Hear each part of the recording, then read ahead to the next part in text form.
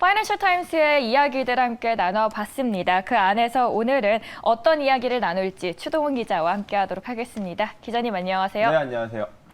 오늘 파이낸셜 타임스에서 가장 주목됐던 이슈 뭐가 될까요? 네, 오늘 같은 경우에도 역시 인플레이션 감축법, 이게 문제가 되고 있는 만큼 이를 좀 자세히 살펴보면 좋을 것 같습니다. 그래서 제가 관련된 기사를 가져와 봤습니다.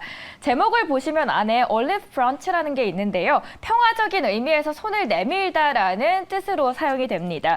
이번에 바이든이 평화의 대안을 내놨다라는 기사인데요. 미국은 IRA의 전기차 보조금 세부 지침을 발표했고 외신에 따르면 세부 지침은 이달 18일부터 시행이 된다고 합니다. 키포인트 보도록 하겠습니다. 일단 세부 지침은 한국 측 입장이 일부 반영되면서 한국 배터리 업체들에게 이번에 큰 고비는 넘겼다라는 평가를 받았습니다. 그 이유는 일단 배터리 부품을 양극판, 음극판, 분리막 그리고 전해질 등의 정의를 했다라는 포인트인데요. 한국 업체의 경우에는 이 구성 재료인 양극활 물질 등은 국내에서, 이후에는 양극판, 음극판을 만드는 단계에서는 미국에서 진행이 됩니다. 결과적으로 이대로라면 한국 업체들은 현재 공정을 바꾸지 않아도 IRA상 보조금 지급 대상이 될 수 있다라는 평가를 받았기 때문입니다.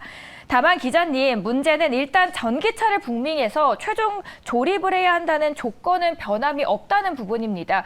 현대 기아차 이 전기차는 상업용으로 판매된 걸 제외하고는 전기차 보조금 대상이 아니라는 말이 있던데 어떤 이야기인가요? 네, 지금 IRA와 칩스, 이런 미국에서 시행하는 여러 규제들이 외국 기업들을 좀 힘들게 하고 있다라고 보시면 될 것 같습니다. 자, 이번에 미국 재무부가 인플레이션 감축법, 줄여서 IRA 법의 지원 부분에 대한 세부 지침을 공개했는데요.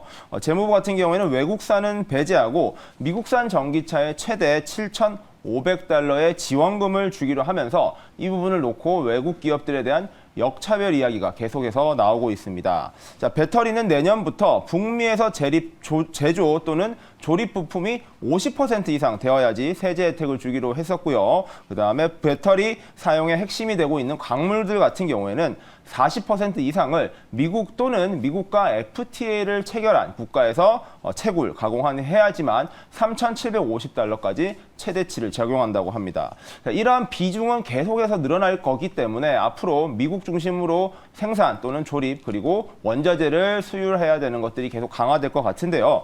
이번 발표에서 핵심은 한국 자동차 사업 기업들에게 이득이 될 수 있는 부분이 있느냐였습니다.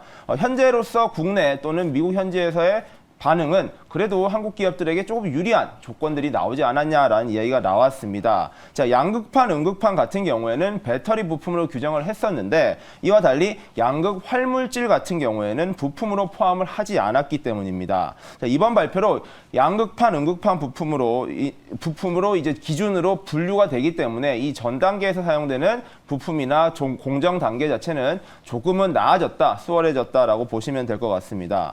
다만 활물질 같은 경우에는 구성 요소, 그러니까 핵심 부품이 아닌 구성 소재로만 분류되어서 FTA 체결국인 국내에서 생산이 가능하다라는 조건이 나왔다는 게 한국으로서는 한숨을 돌린 게 아니냐라는 이야기가 나왔습니다. 하지만 앞서 말씀해 주신 대로 결국에 완성을 위한 마지막 제조 공정 같은 경우에는 미국에서 해야 되는데 결과적으로는 불편함이 생기지 않느냐 이런 부분을 생각하면은 아무리 부분적으로 국내에서 생산 또는 조제를 할 수 있더라도 결론적으로는 미국 가서 다 하는 게 가장 효율적이지 않냐라는 우려는 제기되고 있습니다. 자, 핵심 광물 같은 경우에도 미국, 그러니까 미국과 FTA를 형성하지 않은 국가에서 수입을 하더라도 미국 및 미국과 FTA를 맺은 국가에서 가공을 하더라도 보조금 지급 대상이 된다라고 이야기를 한 점, 이 부분 역시 조금 다행이다라고 하는 이야기입니다. 자, 한숨을 돌린 것 같습니다. 반도체 기업이라든지 양극재 물질 같은 경우에도 현재 주가의 흐름이 좋을 것 같고요. 이러한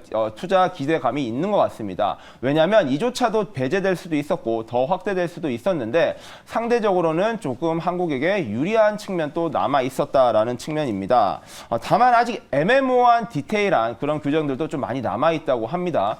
실질적으로 법이 시행 시행되어 봐야 이것들이 어떻게 적용이 되고 최종적으로 국내 기업의 피해가 확정되기 때문에 그 전까지는 그 결정이 어디까지 어떻게 될지를 계속 좀 지켜봐야 된다라는 이야기가 나와 있고요. 자, 현대자동차입니다. 국내 기업에서는 현대차, 기아차가 가장 큰 영향을 받게 되는데 현대차가 IRA 법으로 인해서 북미 조립을 맞추기 위한 엘리바마 공장의 전자화 공정을 계속 강화해 나가고 연구할 방침이라고 합니다. 자, 기아차 같은 경우에도 미국 조지아에 공장이 있죠. 이 공장에서 이러한 조건들을 맞추기 위한 효율화 그리고 최대한 할 수 있는 극대화하는 방향들을 고민할 방침입니다. 자, 반면 이제 중국산 배터리 탑재의 경우에는 세액 공제가 어렵기 때문에 테슬라 같이 중국 배터리를 직접 사용하는 기업들에게는 좀 어려움이 있을 수 있다라는 우려가 있어서 국내 기업은 이런 것들을 반사효를 누리면서 긍정적인 효과까지 가져가야 된다라는 의견까지 나오고 있습니다.